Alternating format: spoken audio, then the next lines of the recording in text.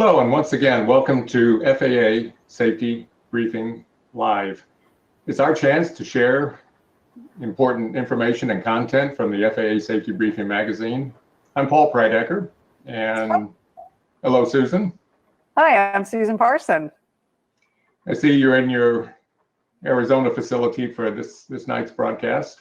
I am. Couldn't manage to work out the same studio this time, but it's warmer out here. I'm sure it is. And actually, in the background, people might hear some rolling thunder through here. So I'm hoping that everything will stay together and we don't create a broadcast emergency. But if so, we'll handle it, I suppose. We will go with the flow. That's great. And this happens to be the 18th anniversary of 9/11. So I know many of us have reflected on that day and the events that follow. So we just wanted to acknowledge that before we get started. This issue is dedicated to emergencies, and as always, we have some opportunities for you to earn various types of credit. You can get wings and AMT credits. There's links to the podcast. We provided a link to the print copy, which you will need to help answer the quiz. And we do archive these broadcasts, so we have a link to the previous broadcast as well. And Susan, we have something else tonight that's introduced for this program. Can you tell us about that? Yeah, we do indeed. Our social media lead for the magazine, Paul Cianciolo, is busy monitoring comments and questions, and he will be passing those along to us. And to the extent we can, we'll address them during the broadcast. We want to make sure we finish the content so that you can take the quiz and get wings credit. But we've got people watching and ready to feed us any questions and comments. So we're trying something new tonight. Well, that's great. And your colleague, Paul Cianciolo, does a great job on the social media front. So we're happy to have him behind the scenes here. So yes, indeed. So as we always do, we take this time to discuss a little bit about the magazine, FAA Safety Briefing, and what it provides for the general aviation audience. And Susan, can you discuss that a little bit? We have a specific mission statement, not just for the magazine itself, but also really a specific goal for each of the regular departments and features in the magazine. So as you'll see on the screen, these are our goals. We're looking to raise awareness of FAA resources, explain safety and regulatory issues, because the FAA is the safety policy voice for non-commercial GA. And Paul, we always say this, but I think it's important. This is something that's really near and dear to your heart as well as to mine. One of the things we really want to do is to encourage continued training, because pilots can never know enough. It's just not possible. I think all of us at one time or another have worked with a variety of training scenarios. We've had good instructors that we've learned from. And you're right, Susan, we are always learning. And the magazine and this webinar really attempts to cover a broad range of topics that are important to a wide range of the audience. And in my professional career as a captain at an airline and an instructor, training is key to our success. It's really about everything we do, and it doesn't seem like we can ever do enough of it. And this topic will be explored in this issue as we talk about emergencies. So let's have a look at what's in this edition this month. Yeah, in this issue, you'll see what our key feature articles are. Keep calm and carry on. I did that one. We talk about some of the common emergencies, and as Paul just mentioned, one of the things that I think is hugely important, and you'll see this as a recurring theme, or hear this as a recurring theme in the magazine as well. There's so many things that we can prevent. If you can prevent an emergency through training, well, training might help you prevent an emergency, but good training and practice might also help you handle an emergency if there's something that you can't prevent, because sometimes stuff happens. Yeah, of course.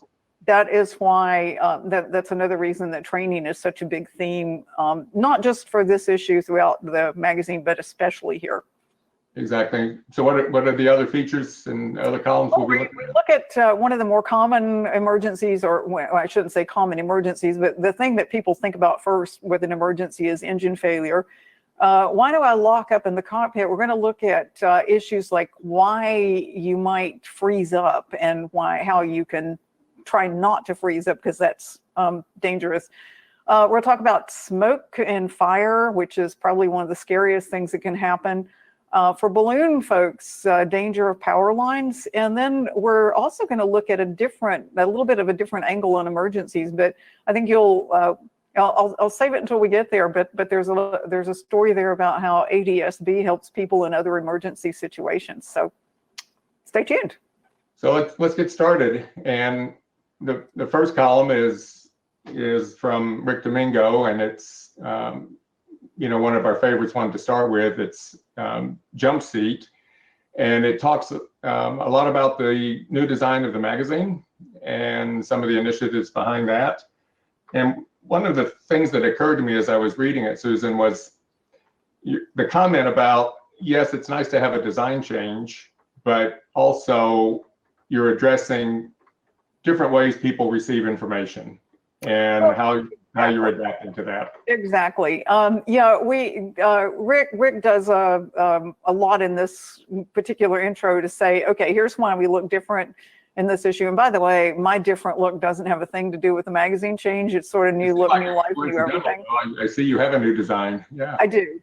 I redesigned myself while I was at it. But yeah, we wanted to look at ways to make the fonts more readable, make it more adaptable to social media, because as Paul Cianciolo knows, we really are deeply and heavily engaged that way. And we know that that's how people get a lot of content. So we wanted to be more adaptable to that. And another piece that I know we talked about a lot, we actually have shorter pieces now. Some are longer because it just takes a little bit longer to talk about what we want to. But we're aiming to move a little bit to shorter things, because we know that attention spans are short. Mine certainly is. So if I can read it fast, I'm more likely to read it. Well, and there's so much competition for attention in all of our lives that the focus is on saving time and being efficient. I think I read something pretty startling one time that said you have about 3 seconds to capture somebody's attention from a marketing standpoint, and I think that probably applies to how we get information. And in our own training department, we deal with this all of the time from a curriculum standpoint about how to deliver curriculum. We have individuals in our class who are on the younger side, and of course we have individuals who are on the opposite end of that. And it's been pretty clear through just classroom observations that the older generation actually prefers and enjoys a traditional stand-up lecture sort of discussion. The younger people in the class, I think, would just like us to hand them an iPad and say, here, read this and come back in 2 weeks. So it's always a challenge for us to address how do we work with curriculum and deliver it and package it in different ways so that we're covering the right material in the right way. Well, and that's exactly what we're aiming to do as well. We're trying to, and we'll get to this a little bit later, but we offer a variety of different formats, and so lots of ways to get important information, but we're trying to make it easy. Well, congratulations to your design team. I've often commented that the individuals who are putting this together do some very creative and eye-catching things, and this is just another evolution of that.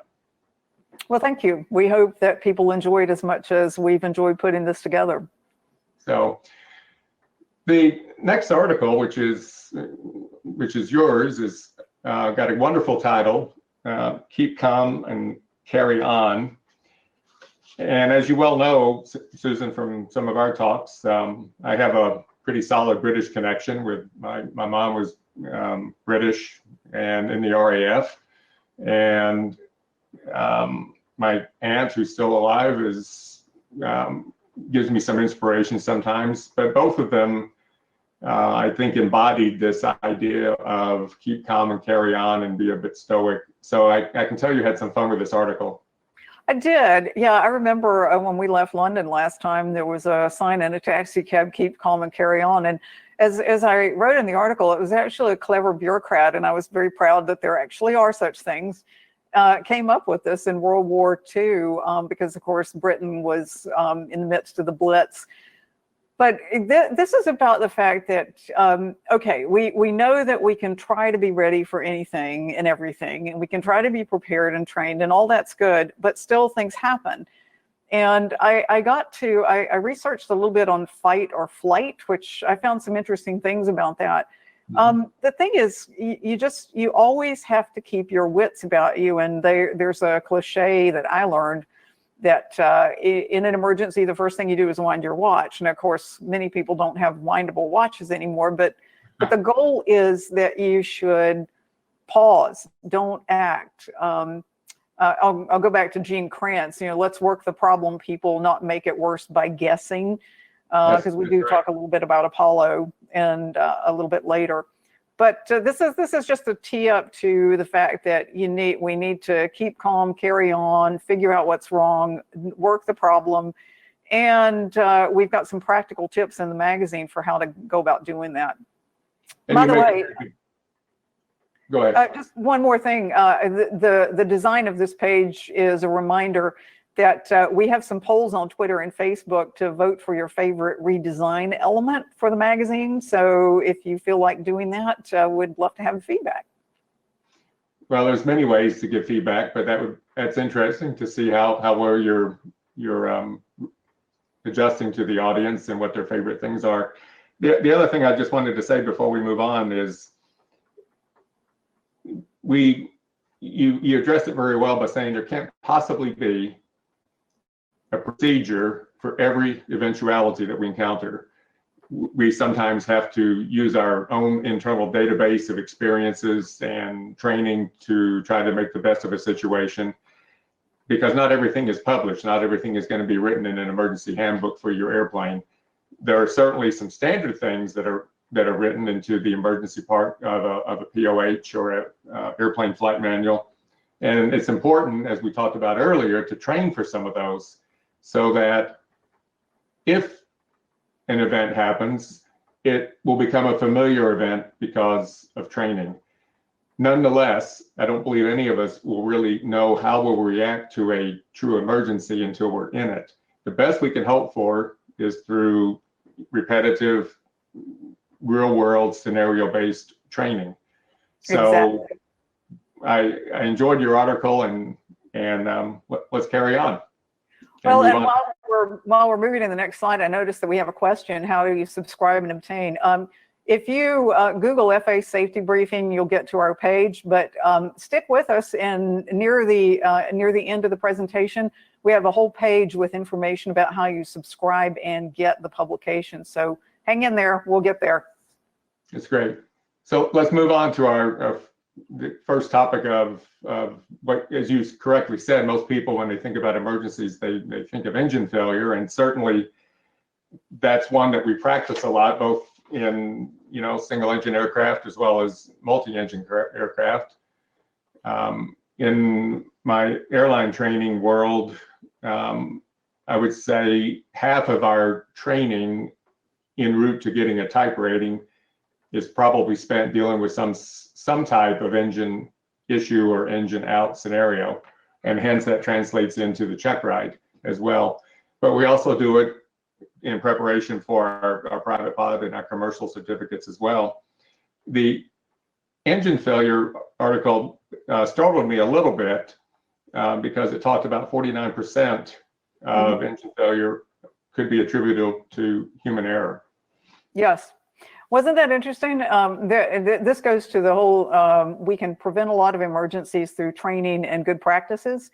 And there is some material there about parts and components failing. And actually, that's another piece that pilot error could contribute to, because I know that if you're monitoring, particularly if you fly the same airplane regularly, you kind of start to know what the gauges should say. And if you get things that are different, if you get readings that aren't what you expect them to be or what you're accustomed to them being, that's the time to ask questions. And the time to ask questions is on the ground, not when you're flying.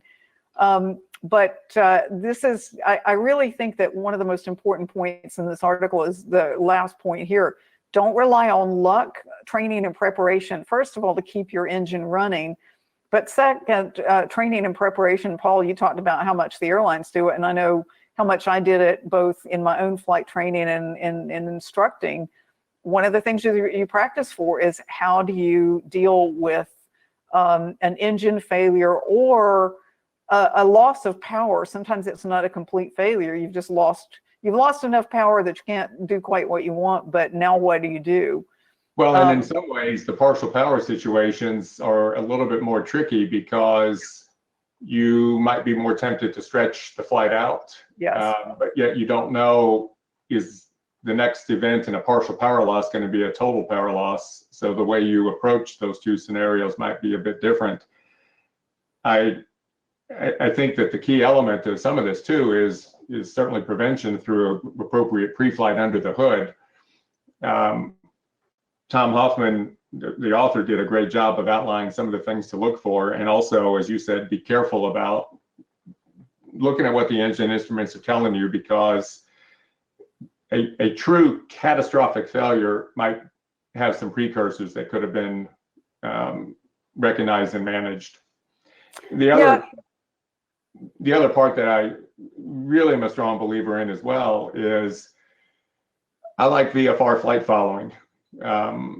It's good to file flight plans and do that part, but I really like to get VFR flight following whenever I'm on a VFR flight, because you're in contact with either, approach departure or a center controller, and if something happens, you have help immediately. You don't have to try to call somebody up on 21.5 because you're already talking to somebody. So I'm a big advocate of that. And the other part about training, which I think is important too, is that we don't get to pick our day of reckoning when an engine quits. Right. We've had certainly some engine failures at my airline. It's not a common event at all. But what's curious is that as much time as we spend doing what we call V1 cuts, which means the engine quits at V1 just prior to rotation, the number of actual engine failures that we've had at V1 is exactly none. They always are occurring someplace else. And right. I think that's the point. You don't know if you're going to get it the day after your check ride or the day before your next one. Yeah. If you're wondering about the alphabet in the middle there, hang with us for a slide or two, because we're going to talk about what that alphabet checklist is about for engine failure in particular. It's mentioned in this article, but we have a specific slide about it coming up. So hang on for a second on that one. Okay, let's move on to the why do I lock up in the cockpit article. This was a fun one as well, because I think moving from startle to this is really happening has to be a fairly quick transition, especially if it's an engine out. The author cites in the magazine the Kubler-Ross model of the various stages, and getting from denial to acceptance quickly is very important. Yes, it is, and that's part of the training, the what if scenarios. But it is a very human thing to say this can't be happening. We've all had that. We've all had it occur. I can think of a couple of issues with me. There was one time I was in a plane with a friend, and the engine hiccuped, and we both kind of looked at each other, and we were startled, but our first thought was, this can't really be happening. We must have imagined it. Mm-hmm. And fortunately, it kept going. I think we just had a little bit of water, and it went through, and we were done. Let me tell you, we were paying very close attention to the instruments after that, and to also the things that we talk about in this article, being prepared all the time, looking at what if, where would we go, where would I, if I had to land right now, where would I land? Where's the best place to go? What would I do? What are my personal minimums? So I also wanted to point out here that some of the things that are suggested in the article, flight simulation tools, there are lots of them, including things you can do on your own computer. The Wings Proficiency Program is a great way to keep yourself sharp and on the edge. And then, although this is something that I can speak from personal experience, it's a little bit on the pricey side, but upset recovery training, boy, that I really thought that was worth every penny I spent on it. Well, and of course, the flight simulation is such a key element to this, and it's more and more accessible than it used to be. And what you're really trying to do, we often speak about standard operating procedures or SOPs, and as you know, I'm a big believer in trying to create a series of standard operating procedures for how we fly our GA aircraft. But dealing with abnormal procedures or emergency procedures can also be built into your standard operating procedures, so that in the event something happens, you know your memory items, if there are any, and you are familiar with what the appropriate response will be. So I think SOPs are not just for when things are going right, but they're also for when they're not going right. Absolutely. And speaking of not going right, our next slide, our next topic, our next article really talks about you're having a bad day. It is a bad day. I think there's a lot of things that could be going on in an aircraft that are not so good, but nothing is critical as dealing with a fire, an airborne fire.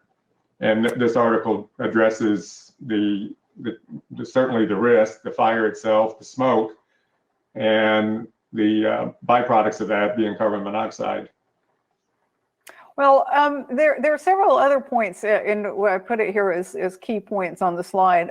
I think that one of them is at the very bottom, that whatever the source of the fire is, you will be landing. And then that leads to the next point. The source of the fire, the two primary ones are engine or electrical. And you need to have some idea of which is which, because that tells you how to deal with it. But then, I'm kind of moving up from the bottom to the top, but I think this article also makes a huge point that there are a lot of things that you might be able to prevent. There are ways that, if there are things that you might have missed at the very beginning that will, or that you could have stopped. I know that one time I was approaching an airplane and I saw little bits of straw near the engine cowling. It was a twin, and naturally there was a very well developed bird's nest in the engine nacelle or cowling, and I had to do a lot of clearing out to do it. But obviously I wasn't going to fly with. And sometimes those things can happen just overnight. Absolutely. Well, actually within minutes. Sure. And the other problem, of course, with smoke is our airplanes have a lot of plastics in the flight deck and the cockpit, and they emit an exceptional amount of toxic fumes. So your last point about you are going to land is certainly true, and you should land, because time is critical. So I see a note from our behind the scenes moderator that somebody has commented or looked at my B-17 artwork. There's a quick story about that. It was my dad's possession. Many of you might know the aviation art of Keith Ferris, and that's actually a signed print from Keith Ferris that he gave to my dad many, many years ago. And my dad used to have that in his house, and of course now I have it, and I'm very proud to have it.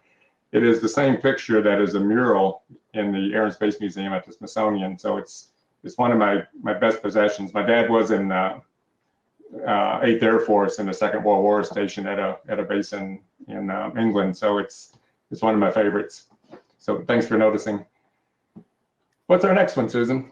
Well, we've just been talking about unholy smoke, and if we went ahead and moved condition inspection, which is one of our regular departments up here, mostly because this article talks about the impact of smoke and fire. We know that smoke and fire are bad for airplanes, but smoke and fumes are also awfully bad for humans. And this talks about the fact that it's an irritant, but it can also affect your breathing, which is a really bad thing. Of course. We also have some pieces in here about carbon monoxide, colorless, odorless, dangerous. Remember that especially. If you don't have a carbon monoxide detector in your airplane, you should. And they're easily obtainable and inexpensive as well. They absolutely are. And this is the kind of thing, particularly as we start to move into colder flying weather when aircraft heaters might be on. There are so many ways that you can get in trouble that way. And if you smell any kind of exhaust in the airplane, that is a clue. That's not carbon monoxide, which is colorless and odorless. But if you smell exhaust inside, you shouldn't be doing that. That might be a clue that you're getting carbon monoxide. Yeah, absolutely. And since we use the exhaust off the aircraft in a shroud to help heat the aircraft, if there's a leak in that shroud, that's the problem. And one of the articles in the magazine actually talks about things to look for when you're doing your pre-flight under the hood in terms of exhaust manifold welding. For electrical fires, look for anything that could be chafing or rubbing. Look for burn marks, perhaps on some of the ducting. All of these things are an important part to help reduce your chances of carrying this into the air. Our next one is about balloons. Before we move on to the next one, I see we have a question. Do you want to address that one?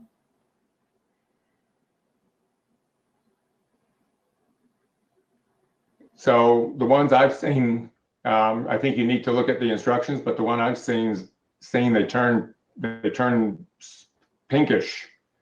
I don't know if you have any other experience, but I don't, but I think they're generally, the first thing what I would suggest that you do is make sure that you read the indicated instructions for whichever one you buy. And if you don't still have the packaging, you can probably go look it up online just to make sure you know what it is you're supposed to be looking for. And yes, the answer is if it gives you some indication, it needs to be discarded, and you just have another one. Yeah, there is also the ones that I've seen, particularly in CAP airplanes.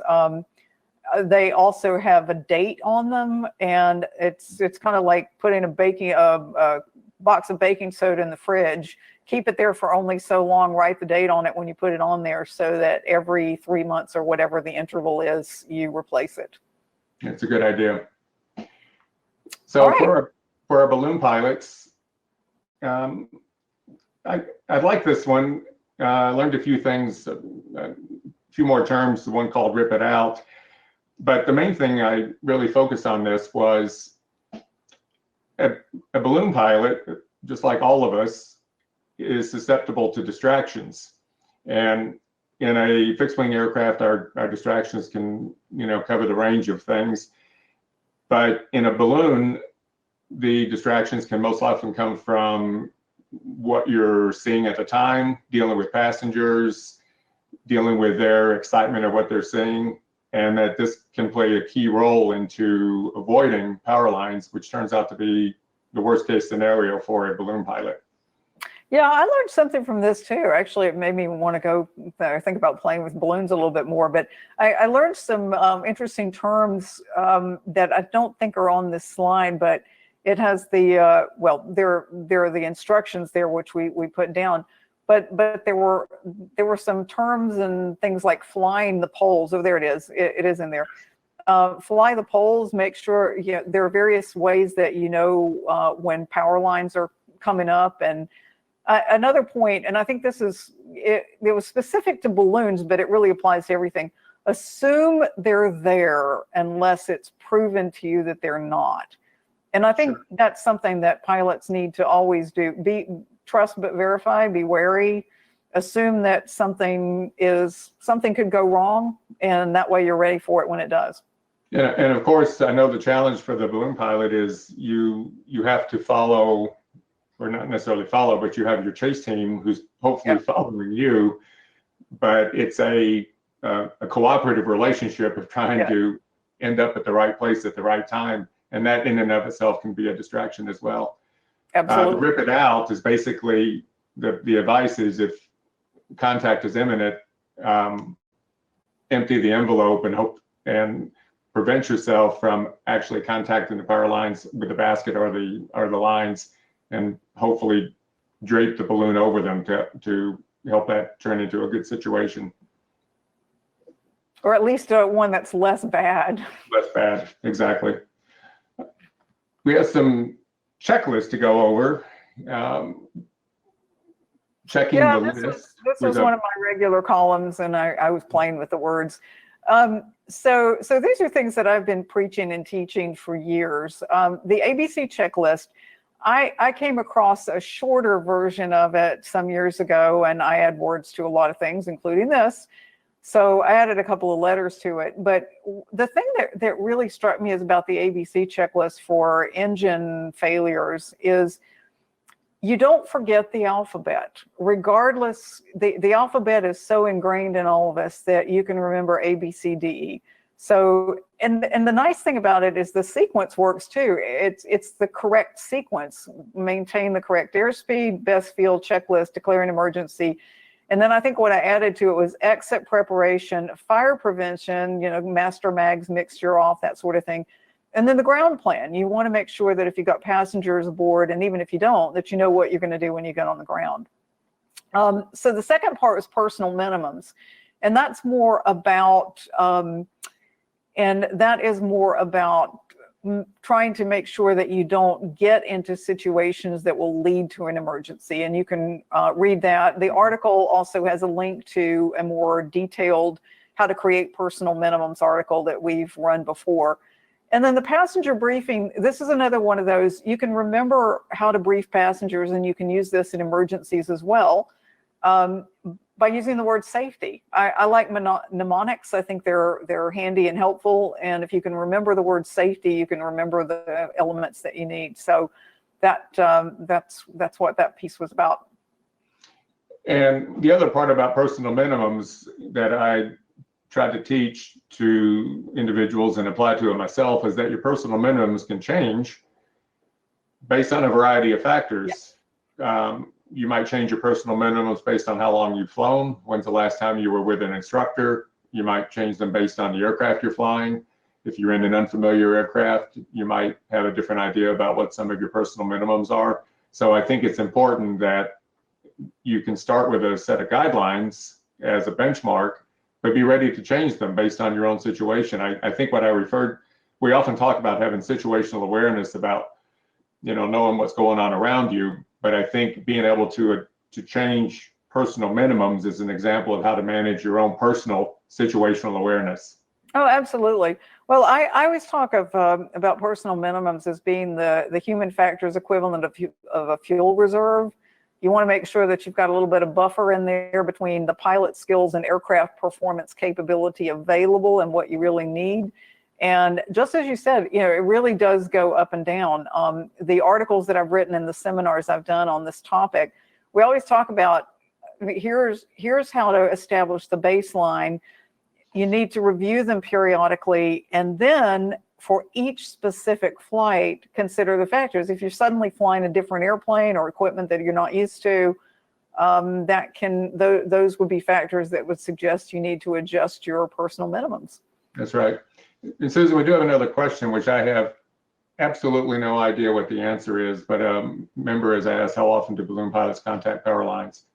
I don't have information about that. I couldn't give you a number. I know that the article talks in a little bit more detail on some of the types of incidents, but I don't specifically recall right now if there was a how often number. So this is a good reminder to please download the magazine or go look at it online. And I know we've had several people asking throughout the broadcast about how to subscribe. We do have a slide at the very end where we'll give you some specific links. But if you want to know right now, if you Google FAA safety briefing, you will get to the page and you can go in there and see exactly how to subscribe and download this article so you can look at it. Sure. The next one is an interesting take on the title is When Minutes Count, and of course it's about air ambulance and helicopters, and certainly many cities have flight department associated with their hospitals, med flight, life flight, whatever you want to call them, that are obviously on a time critical basis to help an individual. And this one, once again, highlights the advantages of some of the newer technology like ADS-B to help save some minutes. Well, absolutely. This article is a multi-purpose piece. First of all, the fact that it fit into the emergency focus theme. It's a little bit of a different twist on emergencies, but we know that because of the mission focus and some of the circumstances that helicopter emergency pilots have to fly in, sometimes there are accidents. And this article talks about how ADS-B in particular is used in risk assessment tools and all sorts of other things that they're trying to do to prevent emergencies while they're trying to help people who already have emergencies of other sorts.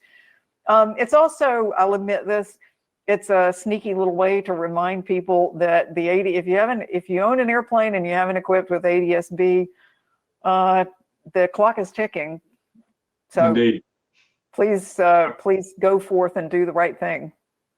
Indeed.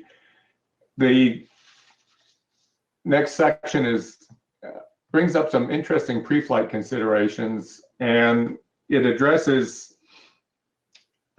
hidden damage inspections. Yeah.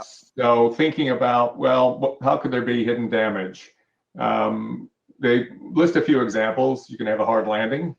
I think I know what those are like. I've never done such a thing. Prop strike, which I've never experienced, but certainly there are many things that can create hidden damage, and the author goes on to explain different sorts of forces. It's not at all a detailed technical explanation, but it's a very nice summary. Tension, compression, torsion, shear, or bending, and these could be visible from the outside. They might require some inside inspection. But as I was looking through this, I thought, I was a frequent aircraft renter, and I thought applying those sorts of eyes to looking for those signs just as a normal pre-flight would be a good strategy. Well, that was part of the point. This is again about how do we prevent things that are preventable. And about assuming that I was taught when I go pre-flight in an airplane, assume I'm going to find something wrong and be pleasantly surprised if I don't.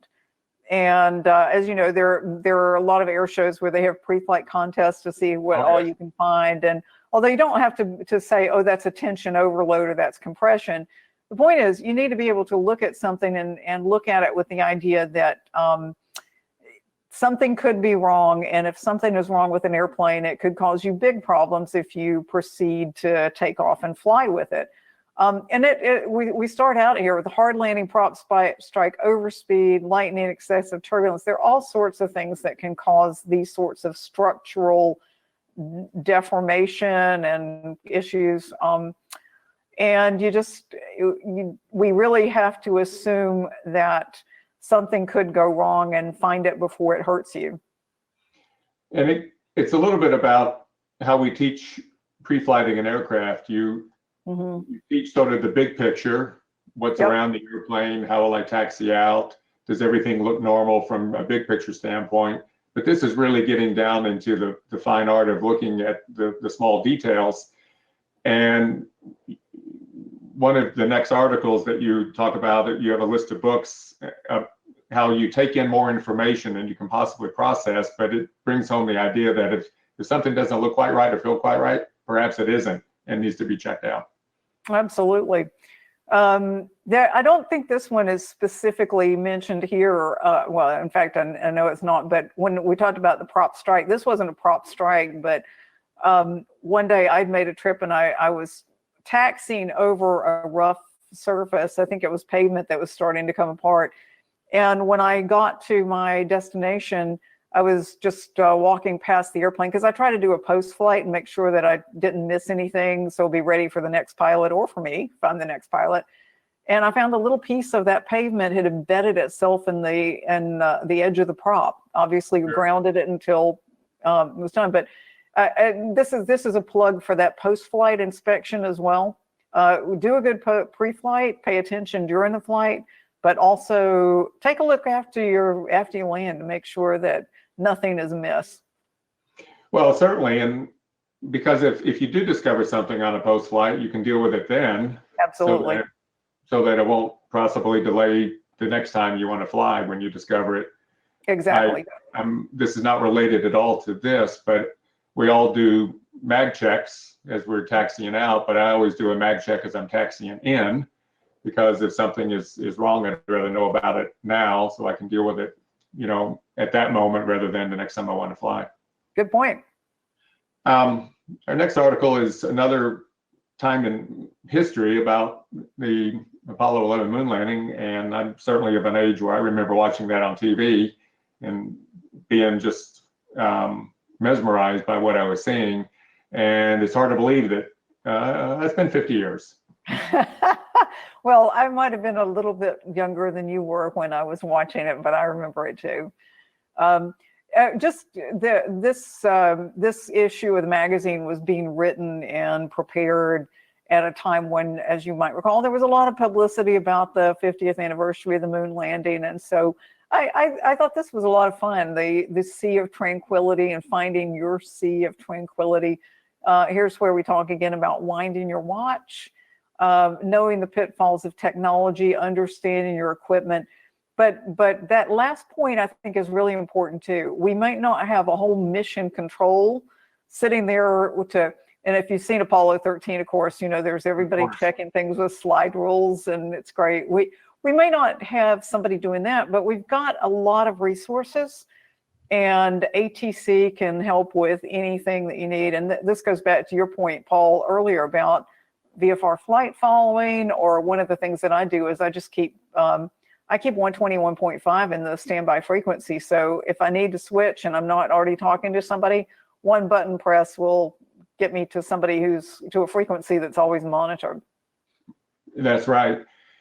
And the winding the watch thing, I've heard a lot, and I have a variation of that too. And I don't at all want to discount the problem with a true emergency. However, many of the things that happen in an airplane, we call them emergencies, and we have procedures to do to help us get through them. But I often tell people, if you have time to look through your book, your pilot operating handbook, to sort through this event, if you've got that kind of time, that in itself says you're not having a truly significant emergency, because you have time. The reason that you have this in the book is it presupposes you have some element of time to help you deal with it. If you don't have the time, then we move into what I would consider is a have to act now real emergency. But it's all about taking your time, and again, using the ATC resource. And another point I'd like to make, there is nothing wrong about declaring an emergency with ATC. Yeah, Some people seem to have a stigma about doing that, but in reality, it's for your benefit. You'll get the help you need. And in terms of, what happens after, the 2 or 3 times that I've done it, nothing's happened. I have to send in a report and that's it. So there is no problem with declaring an emergency, and you're wise to do so if it's required. Well, I have some friends and colleagues who are controllers, and one in particular likes to do presentations. And one of the things she always says is that controllers don't like paperwork any more than you do, any more than we do, and that declaring an emergency is all about getting the help that you need when you need it and how you need it. And mostly what the controllers are, what ATC is going to want from you is, are you safe? Did we get you down? Because controllers take pride in their work. And if you may or may not know that there's a set of awards that are specifically given to controllers every year for saves. And we've written about that before. We've written about some of the people who have gotten the award for saves. So they're like everybody else. An emergency means that all hands on deck, everybody, I'm going to go back to this, keep calm, carry on, get it done. And then if there's something that needs to be dealt with afterward to prevent it from happening again, we'll deal with that on the ground. Sure. move on to vertically speaking, and this was another interesting article about emergencies and talking about something that certainly can happen to a fixed wing pilot, and that is VFR into IMC, but it can certainly happen to a helicopter pilot who perhaps is not instrument rated, and the risk associated with that is extreme. Well, we saw evidence of that just a few months ago. There was a helicopter accident in New York, and that was exactly, I think the investigation may be ongoing, but there's certainly a view that weather was a factor. And this is one of those things, if you fly helicopters, you know about the Land and Live program, but this is sometimes it's also don't take off and live. So if the weather is bad and you're not equipped to handle it either in terms of what the aircraft can do or what you can do, then just stay on the ground. But I think I didn't realize that unintended IMC was such a big problem for rotorcraft.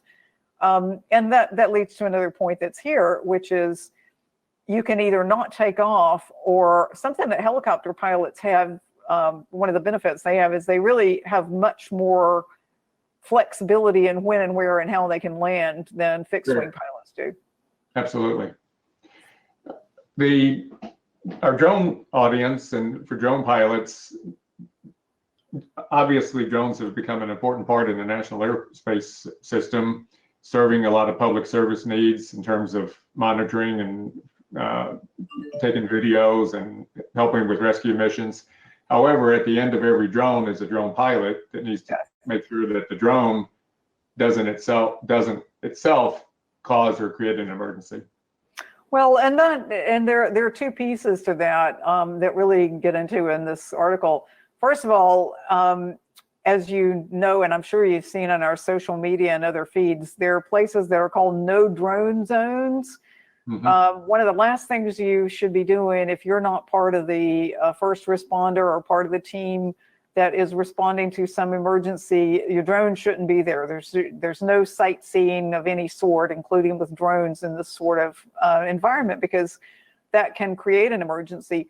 But as you pointed out, Paul, the remote pilot is in control of the machine. And if you don't know how to control it, you could cause an emergency.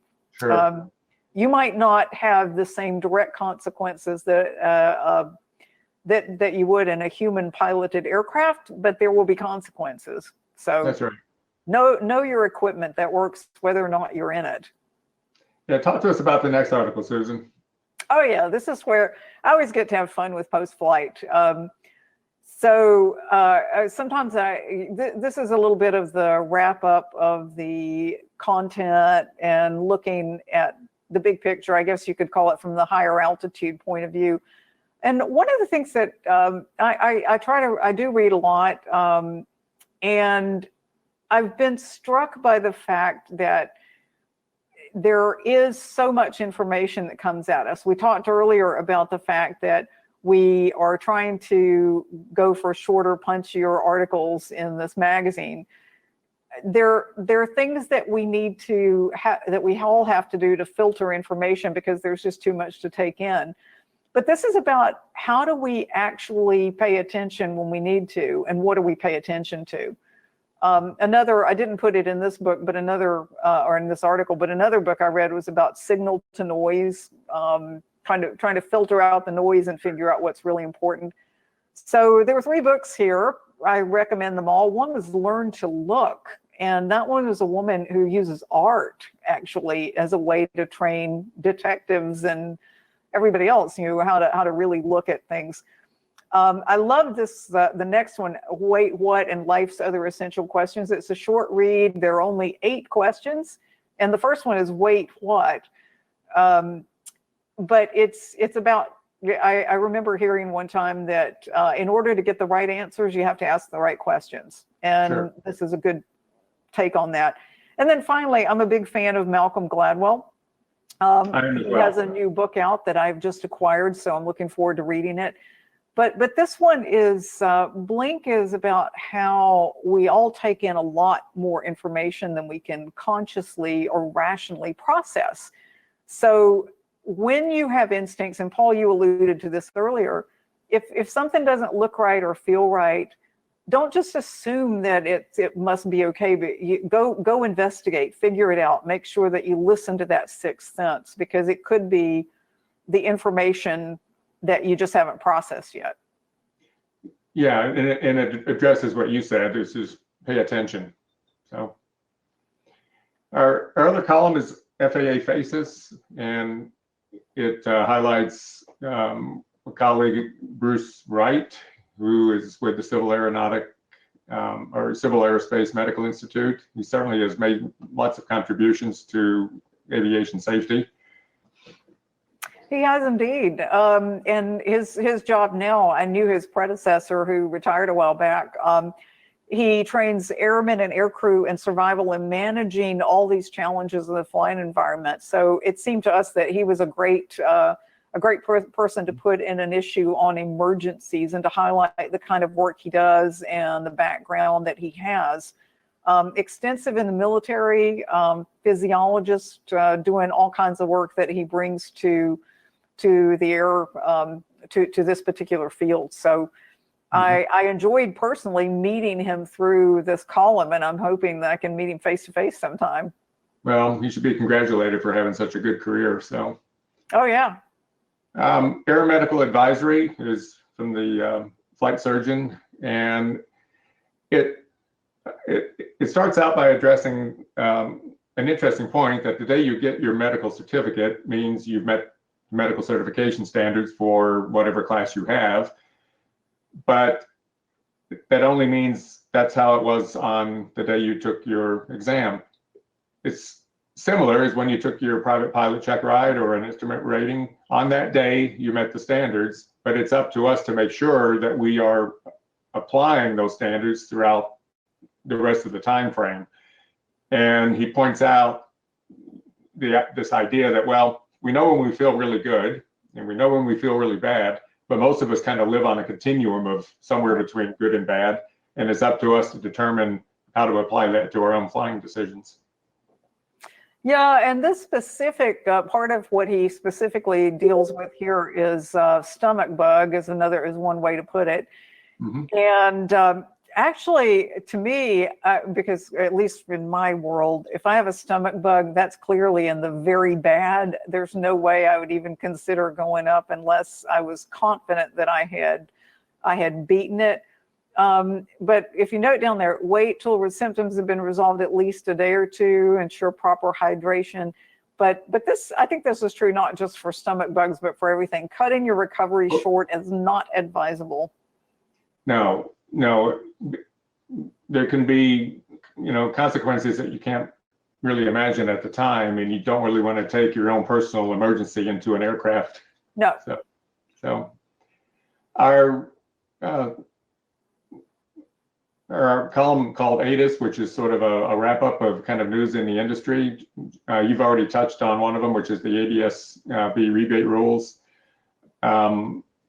There's discussion about an enhanced runway safety pilot simulator, which is accessible if you look at the link in the article, and also new and improved ways on getting IFR clearances through remote outlets. Yeah, there definitely. And this is something I think has been publicized quite a bit, along with the ICAO flight plans. That's not mentioned in this particular issue of ATIS. But nowadays, instead of having clearances relayed through flight service, now there are numbers in the chart supplement that you call directly and get it from ATC. So simplifies things quite a bit from the days when I first started flying from non-towered airports. Oh, for sure. That's always was the challenge, to try to call your local ATC facility or call flight service and get your clearance, and then run out to the airplane to make sure you made your void time. And yeah, this is making it much more simple. We talk a little bit about feedback and how to get feedback into the magazine, and through social media. Those of you who are watching on social media, you know that we're listening and paying attention to you there in real time. We have the Twitter, Facebook, and we also have an email box that we monitor and respond to. Sometimes we respond directly to people if it's a question that is not of general interest. We respond from there, but otherwise it gets we print condensed versions of comments and answers right here for everybody's benefit. And for the people who have talked about subscribing and how to get access to this, the next slide gives a pretty good summary. There it is. Take a screenshot. That's a great idea, but it really is an accessible publication.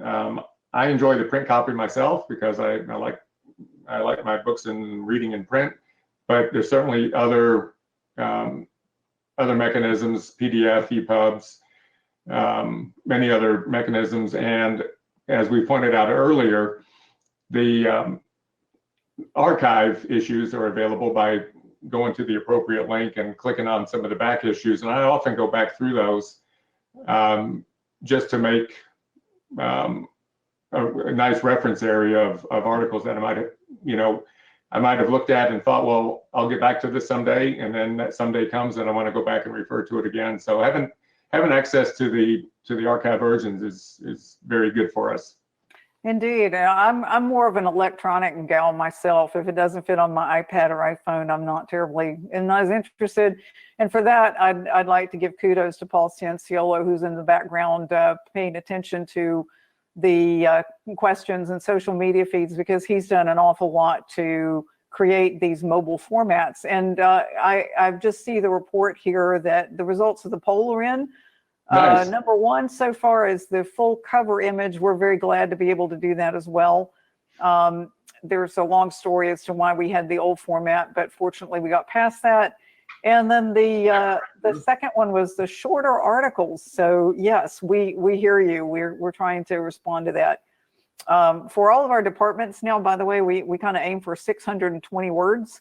And I take pride in trying to turn my copy in with exactly 620 words. Of course you do. Of course I do. So we'll have another FAA Safety Briefing Live coming up in November, I believe, and it will be covering the next issue, which is, Susan? Well, there you go, alphabet soup.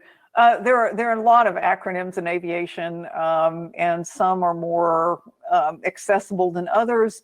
But one of the things we're going to be talking about, we're going to be exploring CRM, TEM, SRM, all of those, the RMs that you've heard about, and maybe some other terms in there too. But what we want to point out is they spell success when it comes to safety. So I just thought alphabet soup was a good way to capture the essence of what we're going to be talking about. It's all very nourishing. You should know, you wrote one of the articles for it.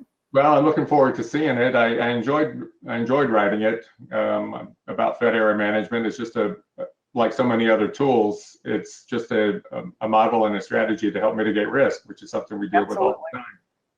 So well, we look forward to putting it out.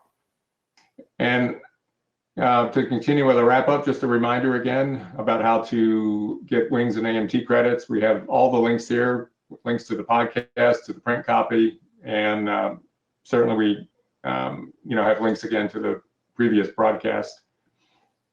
Yeah, and those are available there and also on, well, those of you who play on fasafety.gov and the course catalog, you'll find them all there as well. There are direct links here, but there are lots and lots and lots of ways to get them and get some pretty straightforward wings credit. So we'll be back in November and have a look at the announcements that are coming out from FAA about the exact date. But we will cover this next issue as we've done this one before. And tonight we see that some of you have participated by sending in your comments and your questions through the social media venues.